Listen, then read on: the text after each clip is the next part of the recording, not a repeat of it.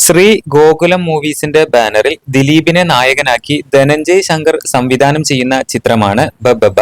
താരദമ്പതിമാരായ നൂറിൻ ഷെരീഫും ഫാഹിം സഫറും ചേർന്നാണ് ചിത്രത്തിന്റെ തിരക്കഥ രചിച്ചിരിക്കുന്നത്.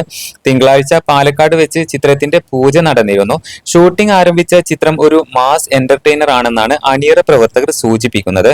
വമ്പൻ ഹിറ്റ് ചിത്രങ്ങൾ നിർമ്മിച്ചിട്ടുള്ള ഗോകുലം മൂവീസ് ഒരുക്കുന്ന ചിത്രം എന്നതുകൊണ്ട് തന്നെ ചിത്രത്തിനുള്ള പ്രതീക്ഷകൾ ഏറെയാണ്.